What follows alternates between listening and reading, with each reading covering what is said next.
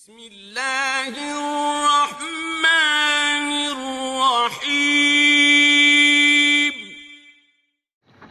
السلام علیکم ورحمۃ اللہ وبرکاتہ۔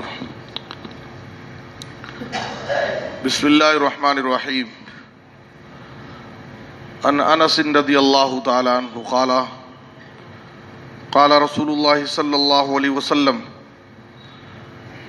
اذا اراد اللہ بعبد خیرا استعملہ فقیل کیف یستعملہ یا رسول اللہ قال یوفقہ لعمل صالح قبل الموت، رواہ الترمذی۔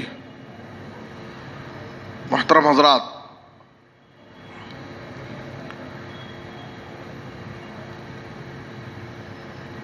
انسانی زندگی کا دار و مدار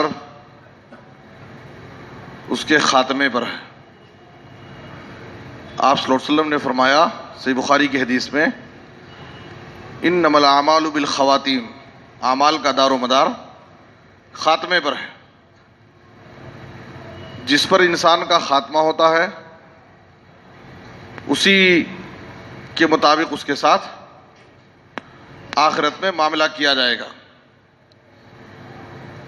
بسا اوقات ایک انسان پوری زندگی اچھے عمل کرتا ہے، ایمان اور عمل صالح پر باقی رہتا ہے، یہاں تک کہ وہ جنت کے دروازے تک پہنچ جاتا ہے، اور وفات سے پہلے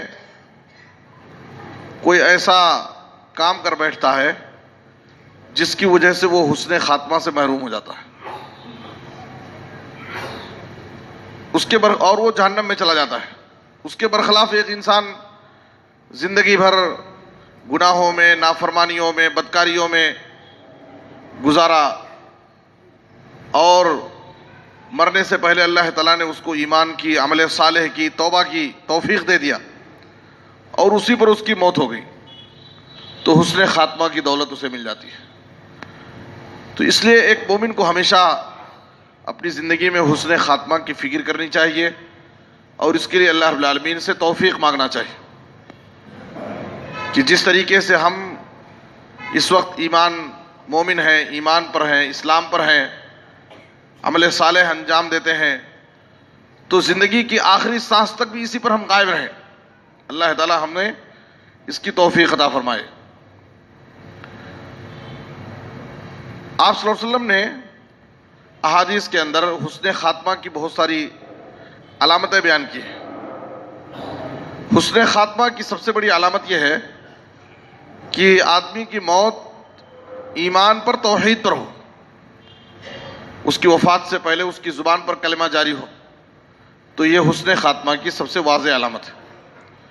آپ صلی اللہ علیہ وسلم نے فرمایا ابو داؤد کی حدیث میں، من کان آخر کلامہ لا الہ الا اللہ دخل الجنہ، جس کا آخری کلمہ کلمہ توحید ہوگا، جس کی موت سے پہلے اس کی زبان پر آخری کلمہ کلمہ توحید ہوگا، تو وہ شخص جنتی ہے، وہ جنت میں داخل ہوگا۔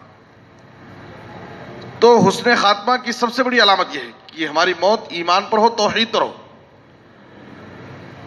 اور اللہ رب العالمین نے قرآن مجید کے اندر اسی بات کا ہمیں حکم دیا ہے۔ سورہ آل عمران کی آیت نمبر 102 میں اللہ نے کہا، یا ایھا الذین آمنوا اتقوا اللہ حق تقاتہ ولا تموتن الا وانتم مسلمون، اے ایمان والو تم اللہ سے ڈرو ویسے ہی جیسے اس سے ڈرنا چاہیے، اور تم زندگی کی آخری سانس تک، موت تک اسلام پر باقی رہو۔ اللہ تعالیٰ نے یہاں پر حکم دیا ہے۔ سورہ بقرہ کی آیت نمبر 132 میں اللہ تعالیٰ نے ابراہیم علیہ السلام، یعقوب علیہ السلام، دو پیغمبروں کی وصیت جو انہوں نے اپنی اولاد کو اپنے وفات کے وقت کی تھی، اس وصیت کے اندر بھی انہوں نے اپنی اولاد کو اسلام پر مرنے کی وصیت کی ہے۔ وَوَصَّىٰ بِهَا إِبْرَاهِيمُ بَنِيهِ وَيَعْقُوبُ يَا بَنِيَّ إِنَّ اللَّهَ اصْطَفَىٰ لَكُمُ الدِّينَ فَلَا تَمُوتُنَّ إِلَّا وَأَنتُم مُّسْلِمُونَ، تمہاری موت نہ ہو مگر اسلام پر۔ تو اس لیے حسن خاتمہ کی سب سے بڑی علامت ہے کہ ایک بندے کی موت ایمان پر ہو، توحید پر ہو۔ ہم جنازے کی نماز میں دعا کرتے ہیں جو نبی صلی اللہ علیہ وسلم نے ہمیں دعا سکھائی ہے، اللہم من احییتہ منا فاحیہ علی الاسلام ومن توفیتہ منا فتوفہ علی الایمان. اے اللہ ہم میں سے جس کو تو زندہ رکھا ہے تو اس کو اسلام پر زندہ رکھ, اسلام پر چلنے کی توفیق دے, اور جس کو تو وفات دے اس کو ایمان پر وفات دے, تاکہ اسے خاتمہ بالخیر کی دولت مل جائے, حسن خاتمہ کی دولت اسے نصیب ہو جائے. تو ہم جنازے میں جہاں میت کے حق میں دعائیں کرتے ہیں, وہاں میت کے علاوہ بہت سارے لوگوں کے حق میں ہم دعائیں کرتے ہیں جنازے کی دعا میں. اور یہ بڑی بدقسمتی کی بات ہے کہ بہت سارے لوگوں کو جنازے کی دعا یاد ہی نہیں ہے, تو انہیں یاد کرنے کی کوشش کرنی چاہیے. جب جنازے کی نماز میں سری نماز جنازہ پڑھی جائے گی تو بعض لوگ ذرا تیور بدلنے لگتے ہیں کہ کیا ذرا جہری پڑھاتے تو ہم بھی اس میں شامل ہو جاتے تھے. تو کب تک زندگی بھر یہی عادت رہے گی کہ کسی کے پیچھے اس میں گھس جائیں گے؟ یہ اچھی چیز نہیں ہے. دعائیں کم سے کم نمازوں کی دعائیں. ہمارے والدین کی وفات ہوگی, ہم جنازے میں رہیں گے اور ہم مغفرت کی ان کے حق میں دعا نہیں کر سکتے, کتنی بڑی بدقسمتی کی بات ہے. تو ایسی خاص دعائیں ہمیں یاد کرنا چاہیے اور کوشش کرنا چاہیے. کوئی مشکل نہیں ہے, آسان ہے. اگر آدمی کوشش کرے دعاؤں کو یاد کرنے کی تو انشاءاللہ اللہ تعالیٰ اس کے لیے آسان کر دے گا. مسند احمد کی اور نسائی کی ایک روایت میں ہے, نبی صلی اللہ علیہ وسلم حسن خاتمہ کی دعا کرتے تھے اللہ سے, اللہم توفنا مسلمین واحینا مسلمین والحقنا بالصالحین غیر خزایا ولا مفتونین. اے اللہ ہم کو اسلام پر وفات دے, اسلام پر تو ہم کو زندہ رکھ, اور آخرت میں صالحین کے ساتھ, اپنے نیک بندوں کے ساتھ ہم کو ملا دے, نیک بندوں کے زمروں میں ہم کو شامل فرما دے, بغیر ذلت و رسوائی کے اور بغیر فتنے میں مبتلا کیے ہوئے ہم کو اس دنیا سے اٹھا لے. تو آپ صلی اللہ علیہ وسلم اللہ رب العالمین سے حسن خاتمہ کی دعا مانگتے تھے. اس کے علاوہ اور بھی بہت ساری علامتیں احادیث کے اندر بیان کی گئی حسن خاتمہ کی, جیسے المومن یموت بعرق الجبین, ترمذی کی حدیث میں ہے, مومن پیشانی کے پسینے سے مرتا ہے, کے ساتھ مرتا ہے. جب مومن کی موت ہوتی ہے تو اس کے پیشانی پر بسا اوقات پسینے کے خطرے ظاہر ہوتے ہیں. ما من مسلم یموت یوم الجمعہ او لیلۃ الجمعہ الا وقاہ اللہ فتنۃ القبر, ترمذی کی حدیث میں ہے کہ اگر جمعہ کے دن یا جمعہ کی رات میں کسی مسلمان کی موت ہوتی ہے تو اللہ تعالیٰ اسے عذاب قبر سے بچا لیتا ہے. اس کی وضاحت میں نے اس سے پہلے کی ہے کہ صرف جمعہ کے دن یا جمعہ کی رات میں مرنے والے شخص کو یہ نہیں سمجھنا چاہیے کہ اللہ اس کو عذاب قبر سے اسی وجہ سے بچا لے گا. اس کے ساتھ ایمان اور عمل صالح کی شرط ہے. ایسا نہیں کہ جو بھی جمعہ کے دن مر گیا تو اب اس کو عذاب قبر سے بچا لیا گیا. شرط یہ ہے کہ اس کی زندگی میں وہ مومن رہا ہو, عمل صالح کا پابند رہا ہو, فرائض و واجبات کا پابند ہو. اس کے ساتھ اگر اسے یہ سعادت مل گئی, اسے یہ اللہ رب العالمین کی طرف سے یہ سعادت حاصل ہو گئی کہ اس کی موت جمعہ کے دن یا جمعہ کی رات میں ہو گئی, تو اللہ تعالیٰ اس کو یہ سعادت حاصل کرے گا, یہ سعادت عطا کرے گا کہ اللہ تعالیٰ اسے عذاب قبر سے بچا لے گا. اس کے علاوہ اللہ کی راہ میں جہاد کرتے ہوئے شہید ہو گیا, حسن خاتمہ کی واضح علامت ہے. اور نبی صلی اللہ علیہ وسلم نے بہت سارے لوگوں کو شہید کا اجر و ثواب دیا ہے, شہید کے زمرے میں شامل کیا ہے.